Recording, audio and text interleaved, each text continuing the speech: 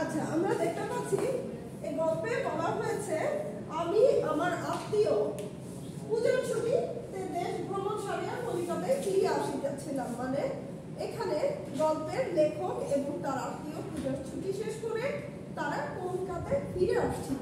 ঠিক সে সময় ট্রেনের মধ্যে তাদের সাথে একজন আগন্তুকের দেখা হয়। ঠিক আছে, প্রথম দৃষ্টিতে সেই আগন্তুককে তাদের মুসলমান মনে হলেও তার কথাবার্তায় পরবর্তীতে তারা মানে বুঝতে সক্ষম হয় যে সে মুসলমান না, তাদের মতো হিন্দু। কিন্তু আগন্তুকের অদ্ভুত ধরনের কথাবার্তায় তারা কিছুটা বিস্মিত হয়ে যায় এবং তাকে লেখক এবং তার আত্মীয়র কাছে অসামান্য এবং অসাধারণ মনে হয়।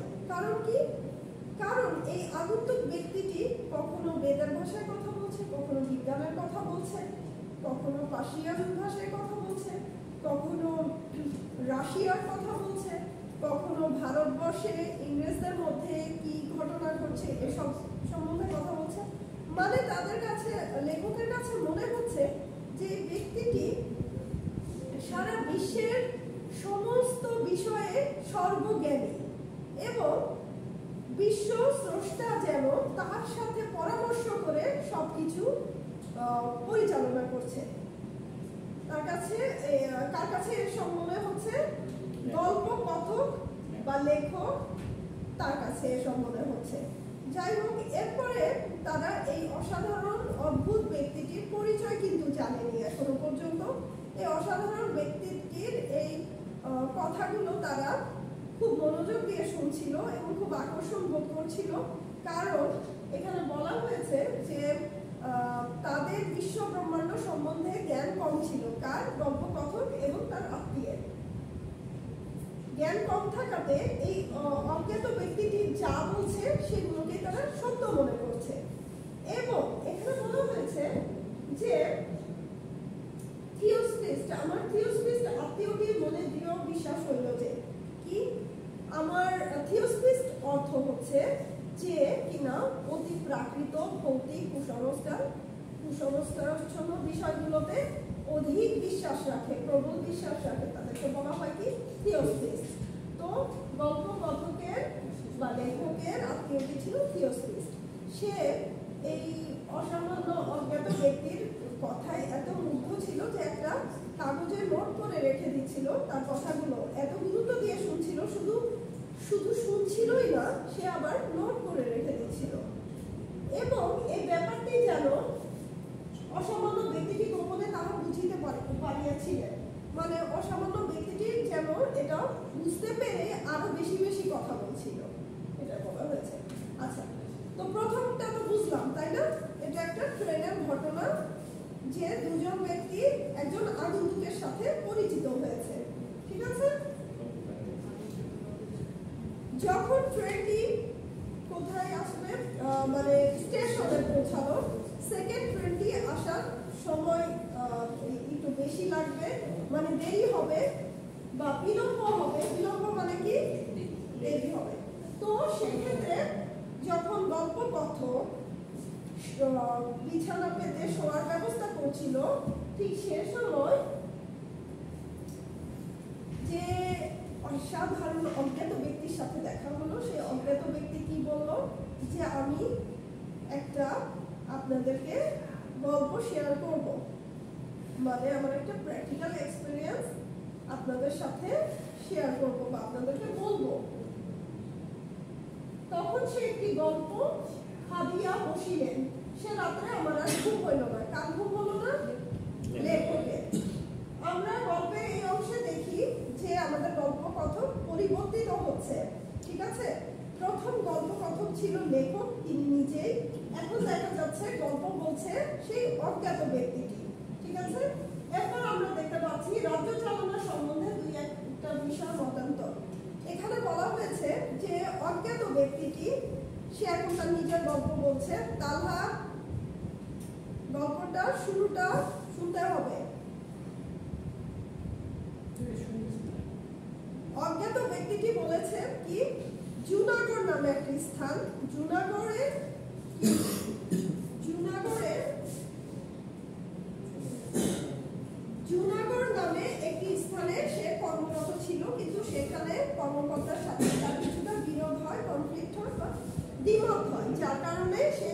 স্থানের জবটা ছেড়ে দিয়ে হায়দ্রাবাদে নিজাম সরকারের অধীনে কাজ করতে আসে। সে ছিলেন সরকারি কর্মকর্তা এবং এই তাকে বরিচ নামক একটি স্থানে প্রেরণ করা হয়। কেন?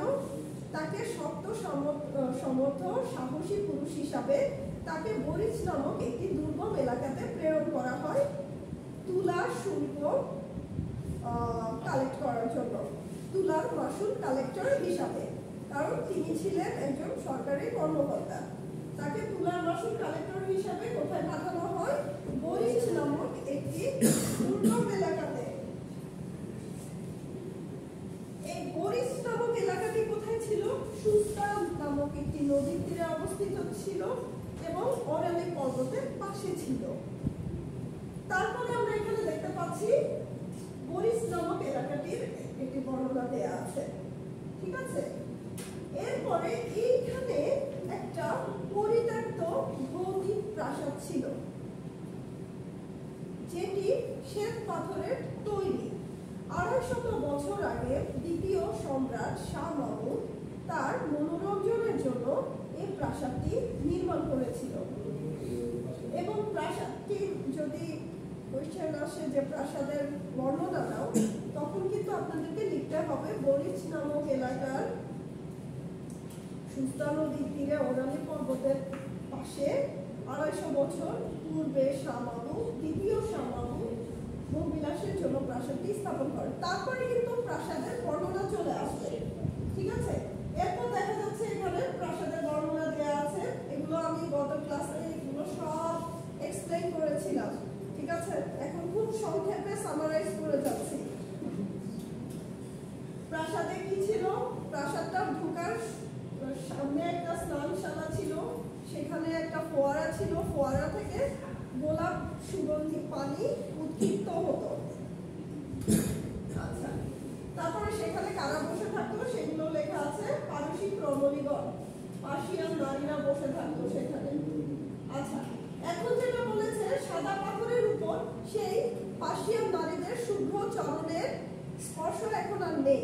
কারণ কি? এই ঘটনাগুলো ছিল কবেকার? 250 বছর পূর্বে। 250 বছর পরে এখন প্রাসাদটি কি সম্পূর্ণ পরিত্যক্ত। এখানে কেউ থাকে না, ভয়ে কেউ আসে না।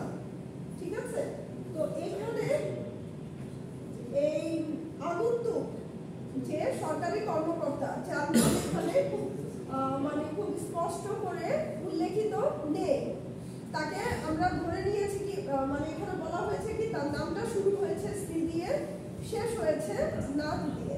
তাহলে আমরা তাকে ধরে নিতে পারি শ্রীযুক্ত বা শ্রীজা। তো এই আগন্তুক ব্যক্তিকে এই প্রাসাদে থাকতে দেয়া হয়। ঠিক আছে, থাকতে দেয়া হয় না, সে এখানে থাকে। তাকে এই প্রাসাদে থাকতে নিষেধ করেছিল কে? করিম খান। তার সেই অফিসের কেরানি, বৃদ্ধ কেরানি করিম খান তাকে প্রাসাদে থাকতে নিষেধ করেছিল। কারণ এই প্রাসাদ সম্বন্ধে রিউমার আছে যে এই প্রাসাদে চোরেরাও চুরি করতে ভয় পায় এবং চাকর বাকরেরা বলেছিল যে সন্ধ্যার মধ্যে তারা সমস্ত সন্ধ্যা হওয়ার আগে তারা সব কাজ শেষ করে চলে যাবে। ঠিক আছে, তো এগুলো সবকিছুই শ্রীজাতের কাছে কি লেগেছিল? অমূলক লেগেছিল, যার কারণে সে সবার কথাকে ডিনাই করে এই প্রাসাদে থাকার সে সিদ্ধান্ত নিল। এখানে বলেছে প্রথম আসিয়া এই পরিত্যক্ত পাষাণ প্রাসাদের বিশালতা আমার বুকের উপর যেন ভয়ঙ্কর ভারের মতো চাপিয়া থাকিত। প্রথমত এই নির্জন প্রাসাদটি তার কাছে একটা কষ্টের কিছু মনে হতো। এটা তো খুবই স্বাভাবিক, তাই না? যে বিশাল বড় একটা নির্জন প্রাসাদ যেখানে কেউ নেই, তো সেখানে তো ভালো লাগার কথা না। প্রথমত তার এরকম লাগতো, কিন্তু ধীরে ধীরে সপ্তাহখানেক যেতে না যেতে প্রাসাদের প্রতি সে একটা টান অনুভব করা শুরু করলো। আচ্ছা, তবে প্রাসাদ সম্বন্ধে তার যেসব কথা শুনেছিল সেগুলোর অস্তিত্ব সে খুঁজে পেল না। সপ্তাহখানেক থাকলো, কিন্তু গল্পগুলো শুনেছিল কিছু না কিছু, যে সবাই ভয় পাচ্ছে, চোরাচুরি করতে আসতে চায় না, চাকর বাকরেরা ভয় পায় কেন, প্রাসাদে কিছু একটা আছে বা ভৌতিক কিছু আছে, কিন্তু এগুলোর অস্তিত্ব কিছুই কে দেখতে পেল না, সৃজা দেখতে পেল না। কিন্তু সপ্তাহখানেক যেতে সে প্রথম একদিন এরকম একটি ভৌতিক ঘটনার সম্মুখীন হলো। আচ্ছা, আমরা বলেছি গল্পটিতে কয়টি ভৌতিক ঘটনা আছে? 7টি। তো প্রথম ভৌতিক ঘটনাটা আমরা কি দেখতে পাই? তখন গ্রীষ্মকালে আরম্ভে বাজার। আচ্ছা, সূর্যাস্তের কিছু পূর্বে, এখানে বলা হয়েছে সূর্যাস্তের কিছু পূর্বে সৃজা কি করে? প্রথম ভৌতিক ঘটনা, সুস্তা নদীর যে ঘাটে ওখানে বসে থাকে। ঘাটটি ছিল কি রকম? কত? 150 সোপান। 150 সোপান মানে অতুচ্চ ঘাট, মানে অতি উচ্চ ঘাট। 150 সোপান মানে 150 সিঁড়ি। 150 সিঁড়ির উপরে প্রাসাদটি ছিল। আচ্ছা, সেই ঘাটে একটি আরবকে দ্বারায় সে বসেছিল কোন সময়? সৃজা কখন বসেছিল? সূর্যাস্তের সময় বসেছিল। আচ্ছা, তো ঠিক সে সময়, আচ্ছা, সুস্তা নদীর পানি এত বেশি স্বচ্ছ ছিল যে নিচের নুড়িগুলো কি স্পষ্ট দেখা যেত। আচ্ছা, আর সেই নদীর পাশ দিয়ে যে বন ছিল, ঘন বন ছিল, কিসের বন ছিল? বন, তুলসী, মৌরি, পুদিনার সুগন্ধ আসতো সেই বন থেকে, তাই না? আচ্ছা, আর প্রাসাদটি কোন পর্বতের পাশে ছিল? ওরাল পর্বতের পাশে ছিল। আচ্ছা, তো এখন বলেছে সূর্য যখন গিরিশিখরের অন্তরালে অবতীর্ণ হলো, মানে যখন সূর্য ডুবে যাচ্ছিল, অন্ধকার ঘনীভূত হচ্ছিল, তখন সৃজা মনে করলো এখন আমি উঠে ভিতরে চলে যাব। উঠবো যখন ভাব করছে, ঠিক সে সময় কি দেখতে পেল? তার কাছে মনে হলো কি কিছু রমণী। রমণী মানে কি? কিছু নারী। সবাই কি করছে? তাকে ক্রস করে ওই সিঁড়ি বেয়ে নদী, মানে ওই সুস্তা নদীতে নেমে যাচ্ছে।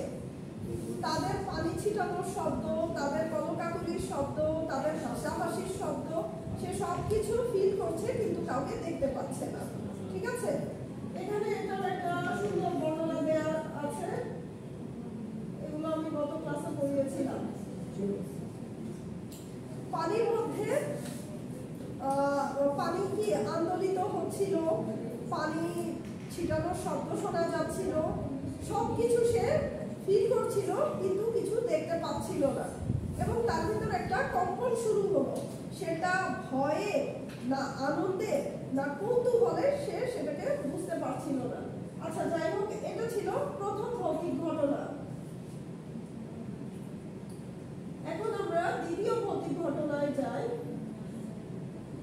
পরদিন প্রাতঃকালে সমস্ত ব্যাপারটি পরম হাস্যজনক বোধ হইল। মানে সৃজাতের রাতের বেলা বা সন্ধ্যাবেলায় যেটা দেখেছিল সেগুলো পরের দিন সকাল হতেই আবার মনে হলো ওগুলো সব অবাস্তব ছিল এবং এসবের সাথে বাস্তবতার কোনো মিল নেই। তাই তখন পরদিন সকালবেলা তার কাছে কি মনে হলো? সবকিছুই হাস্যকর মনে হচ্ছিল। আচ্ছা, আনন্দ মনে সাহেবের মতো সোনা টুপি পরিয়া নিজের হাতে গাড়ি হাঁটাইয়া নর্মাল শপে সে তার অফিসে চলে গেল। পরদিন সকালে সে আগের দিনের ঘটনাগুলোকে হাস্যকর মনে করে প্রতিদিনের অভ্যাস মতো সে তার কাজ করতে অফিসে চলে গেল। সেদিন 3 মাসের একটি রিপোর্ট লেখার কথা ছিল, ঠিক আছে, যার কারণে তার প্রাসাদে ফিরতে দেরি হওয়ার কথা।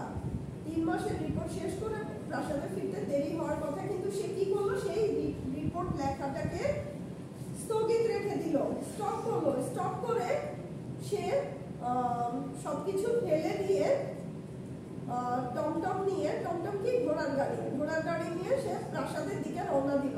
কেন? তার কাছে মনে হলো যে প্রাসাদে যাওয়াটাই আমার কাছে সবচেয়ে বেশি গুরুত্বপূর্ণ। কাজ সবকিছুই আমার কাছে আনইম্পর্টেন্ট। ঠিক আছে, তারপর বলেছে যে সন্ধ্যা ভূষণ তরুণ ছায়া ঘন নির্জন পথ রথচক্র শব্দে সচকিত করিয়া। সন্ধ্যা ভূষণ তরুণ ছায়া ঘন মানে কি? সন্ধ্যা ভূষণ তরুণ ছায়া ঘন, সবুজ। আমাদের তরুণ ছায়া মানে কি?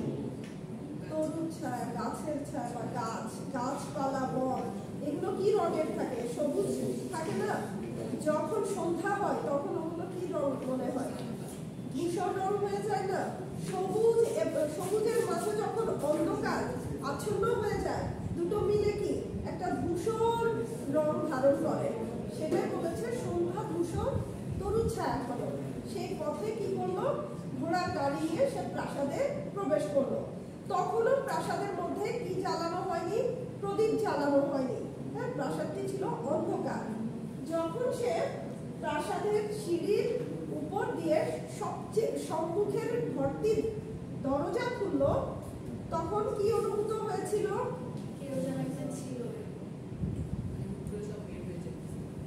যখন সে দরজাটা খুললো তখন দেখতে পেল যেন একটা জনসভা হচ্ছিল। হঠাৎ করে সব তাকে দেখতে পেয়ে জনসভাটা ভেঙে গেল এবং যে যার মতো পালিয়ে গেল, এবং পালিয়ে কোথাও হাইড হয়ে লুকিয়ে লুকিয়ে তাকে সবাই দেখছে। ঠিক আছে, তার কাছে এরকম একটা ফিল হলো। সে সবকিছু শব্দ শুনতে পাচ্ছে, কিন্তু সে মনে দেখতে পাচ্ছে না, কিন্তু বুঝতে পারছে যে অনেক মানুষজন এখানে ছিল। তার দরজা খোলাতে যেন সভা ভঙ্গ হয়েছে। এখানে বলেছে বারান্দা দিয়া কে কোন দিকে পলাইলো তাহার ঠিকানা নাই। আমি কোথাও কিছু না দেখিতে পাইয়া অবাক হইয়া দাঁড়াইয়া রহিলাম। শরীরে এক প্রকার আবেশ রোমাঞ্চিত হইয়া উঠিল। আচ্ছা, শুধু এটাই নয়, তারপরে তার আরো কিছু সে অনুভব করেছিল। কি? আদরের গন্ধ। এগুলো আমি কিন্তু বলেছি গত ক্লাসে। আদরের গন্ধ, তারপরে তাম্র ঘন্টার শব্দ। তাম্র ঘন্টা কি? তামার বড় ঘন্টার শব্দ, নুপুরের নিকট, তারপর সারস পাখির শব্দ, বুলবুলি পাখির শব্দ, সেতারের শব্দ, সবকিছু মিলে, ঝর্ণার পানি সাদা পাথরে পড়ার শব্দ, সবকিছু মিলে যেন একটা প্রেত লোকের রাগিনী তৈরি হয়েছে, তাই না? তার কাছে সমস্ত ব্যাপারটা ভৌতিক মনে হচ্ছিল। এটা ছিল দ্বিতীয় ভৌতিক ঘটনা। ঠিক এমন সময়ে যখন তার মুসলমান ভৃত্য, আমার মুসলমান ভৃত্য প্রজ্বলিত কেরোসিন ল্যাম্প, ঠিক যখন সে এই প্রেত লোকের রাগিনীর ভিতরে একটা অন্য ধরনের জগতে চলে গিয়েছে, ঠিক সে সময় তার ভৃত্য মানে কি? চাকর। ভৃত্য যখন প্রদীপ নিয়ে, প্রজ্বলিত প্রদীপ মানে হ্যাঁ, আলো নিয়ে যখন ভিতরে প্রবেশ করলো, সে আমাকে পাগল মনে করিল কিনা জানি না, কিন্তু তৎক্ষণাৎ আমার স্মরণ হইল যে, কারণ শ্রীজাত ওই টাইমে এমন একটা জগতে চলে গেল, সে একা একা ওই টাইমে কি করছিল? হাসছিল। হ্যাঁ, তো যখন ভৃত্য প্রদীপ নিয়ে গেল তখন সে তার প্রেজেন্ট লাইফে ফেরত আসলো, এবং সে তখন কি মনে করলো? আমি অমুক চন্দ্রের জ্যেষ্ঠ পুত্র শ্রীযুক্ত অমুক নাথ বটে। এটা দিয়ে আমরা কি বুঝতে পারি? অমুক চন্দ্রের মানে শ্রীজাতের বাবার নাম ছিল কোনো এক চন্দ্র, তার বড় পুত্র হচ্ছে শ্রীজাত, যার নাম শুরু হয়েছে শ্রী দিয়ে, অমুক নাথ বটে মানে শেষ হয়েছে নাথ দিয়ে। আচ্ছা,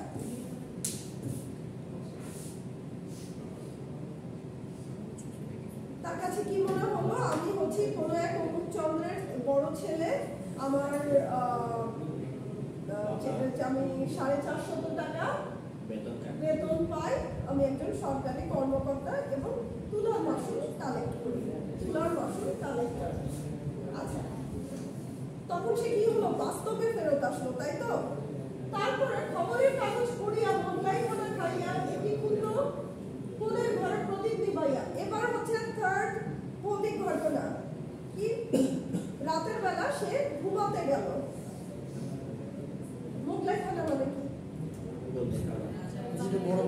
রাজাবাদশাহের মোগলদের খাবার হচ্ছে মোগলাই খাবার, মানে শাহী খাবার। খেয়ে যখন সে রাতে ঘুমাতে গেল, সে কিভাবে ঘুমিয়েছিল বলেছিলাম?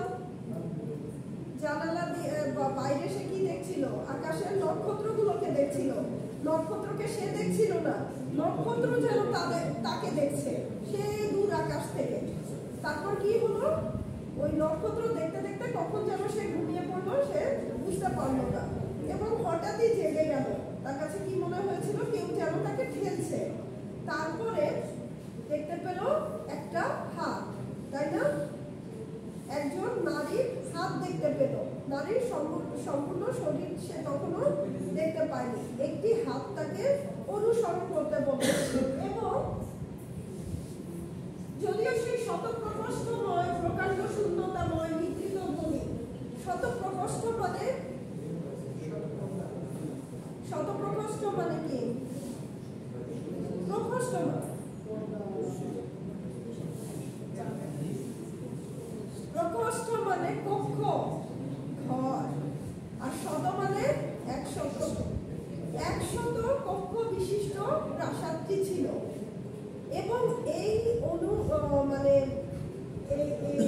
যে তাকে অনুসরণ করতে বলছে, যে নারীর একটি হাত দেখতে পাচ্ছে, তাকে এখানে বলা হয়েছে দূতি। দূতি কি গত ক্লাসে বলেছিলাম? দূত থেকে দূতি, যারা খবর সরবরাহ করে বা কোনো ইনফরমেশন প্রোভাইড করে, তাদেরকে কি বলা হয়? দূত। হ্যাঁ, তো সেটাই হচ্ছে দূতি। দূতের ফিমেল ভার্সন হচ্ছে দূতি। আচ্ছা, তো সেই দূতি তাকে সেই প্রাসাদের শত শত, এই যে আপনি এর পাশে চলে আসেন, সেপারেট, হ্যাঁ সেপারেট হন, এর পাশে আসেন। তো সেই দূতি কি করলো? তাকে প্রাসাদের শত প্রকোষ্ঠ পার করে প্রাসাদের এই প্রান্ত থেকে ও প্রান্তে কোথা থেকে যে কোথায় নিয়ে গেল সে দেখতে পেল না। একটা নির্দিষ্ট স্থানে যে দূতি থেমে গেল এবং একটি নীল পর্দার কাছে যে দূতি থেমে গেল এবং তাকে নীল পর্দার নিচে দেখার জন্য নির্দেশ করলো। ঠিক সে সময় শ্রীজাত কি দেখতে পেল? যে কি দেখতে পেয়েছিল? গত ক্লাসে বলেছি কি দেখতে পেয়েছিল? কি দেখতে পেয়েছিল শ্রীজাত? নীল পর্দার সামনে কি ছিল? সেটা তো পরে, তাকে কে পাহারা দিচ্ছিল? একটা কিম্ভূত কিমাকার জল্লাদের মতো, কে জল্লাদের মতো দেখতে একজন হিংস্র প্রহরী, যার কোলের উপর ছিল একটা ধারালো তলোয়ার, তাই না? এবং শ্রীজাত যখন সেই প্রহরীকে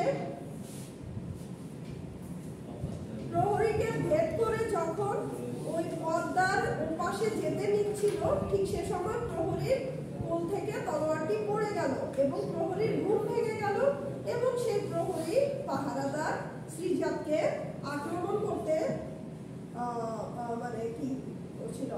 আক্রমণ করতে গেল, ঠিক সে সময় শ্রীজাতের ঘুম ভেঙে গেল। ঘুম ভেঙে দেখতে পেল সে এতক্ষণ একটা দুঃস্বপ্ন দেখেছিল। ঠিক আছে, এটা গেল কি 3rd নাম্বার ভৌতিক ঘটনা।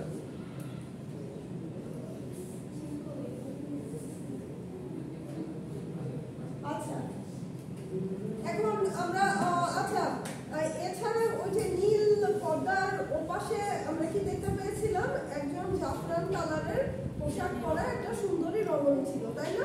ওই পর্দার ওপাশে ঘরের মধ্যে কি কি ছিল সেগুলো এখানে সুন্দরভাবে বর্ণনা করা আছে এবং সেই নারী মূর্তিটির সম্পূর্ণ চেহারা কি দেখা গিয়েছিল? না, দেখতে পাইনি। আচ্ছা, সহসা শ্রীজাতের ঘুম শুধু দুঃস্বপ্নেই ভাঙেনি, একটা চিৎকারেও ভেঙেছিল। কার চিৎকার ছিল সেটা? না, মেহের আলীর চিৎকারে। মেহের আলী, পাগল মেহের আলীর চিৎকারে তার ঘুম ভেঙেছিল। এখন আমরা একটা চরিত্র পেলাম, মেহের আলী। মেহের আলী কে? একজন পাগল, যে কিনা প্রত্যেক ভোর হওয়ার সময় কি করত? প্রাসাদের চারপাশ প্রদক্ষিণ করত আর তফাৎ যাও করত। ছুটে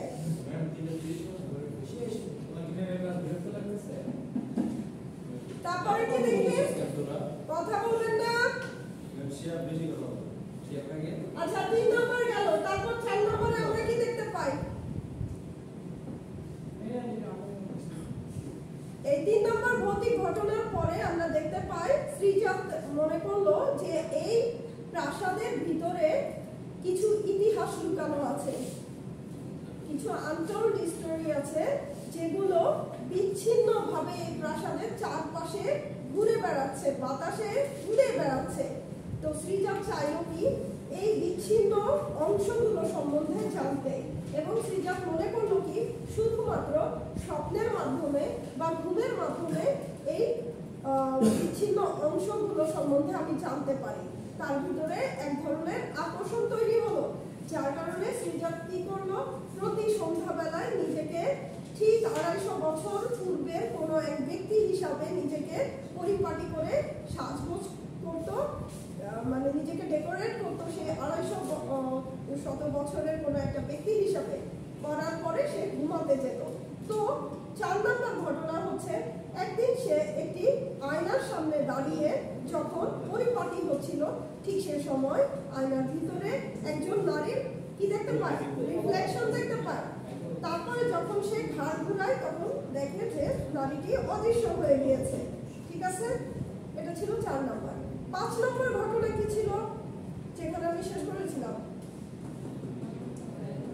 5 নম্বর কি ছিল গত ক্লাসে?